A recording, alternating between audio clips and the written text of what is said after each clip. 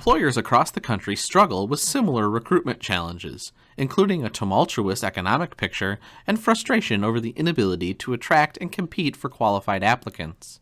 While there may not be any one-size-fits-all solution to recruitment challenges, there are limited risk measures we can take to ensure that we will improve employer-employee relations. So let's take a look at a three-pronged recruitment strategy. An air of uncertainty and concern will hover, challenging HR practitioners in all employment-related matters, including hiring.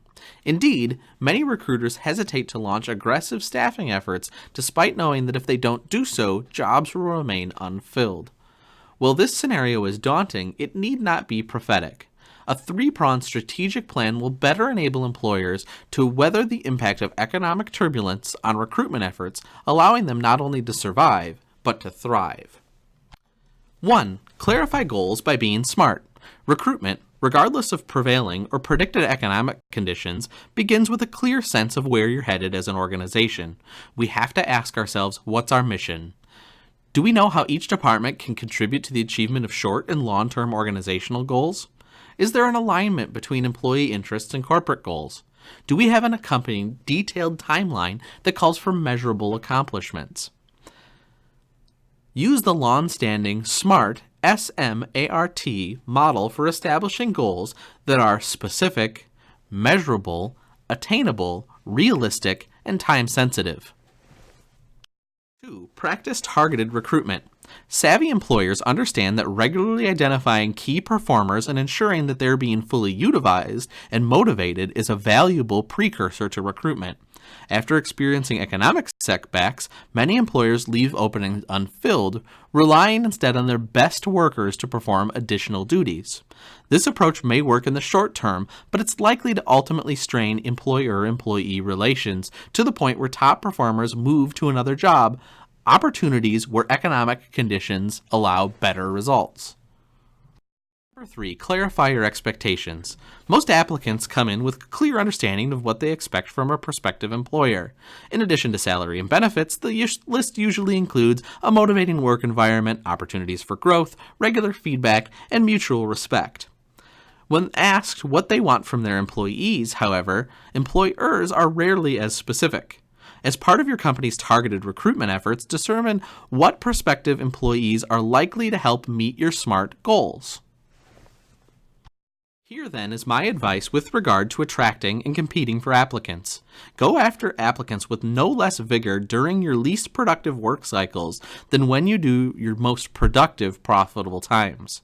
It will keep your skills sharpened, and you'll earn a reputation for being employee-focused as opposed to being self-serving. Be perceived as fair can earn you big points when the economy shifts to work against employers. That said, let's look at some specific ways of attracting applicants. It's not too difficult for a business to earn the reputation as an attractive place to work by projecting a positive first impression. This can be accomplished in 8 effortless ways. 1. Allot a sufficient amount of time for each interview so that you don't appear rushed. 2. Be courteous. 3. Be prepared. 4. Devote the interview to focus fully on the applicant, not texts, emails, or phone calls. Focus your attention. Number 5. Display a sense of pride and involvement with your company. Number 6. Exhibit enthusiasm and interest. Number 7. Keep appointments. And number 8. Remain professional at all times. That is all part of building a brand. Brand imaging can give you an edge when competing for qualified applicants. A company's brand is what differentiates its product and service from others. Recruiters from well-known businesses need not describe to applicants what they make or do. Think about companies like Microsoft, Procter & Gamble, Sara Lee, Disney, and PepsiCo, and you'll immediately conjure up images of their product. With recognition comes a sense of identity, or what brand stands for. For example, Rolex represents quality. Burger King means fast food, and Starbucks suggests trendy coffee. Companies such as these understand that consumers buy not only a particular product or service, but also the images associated with that commodity.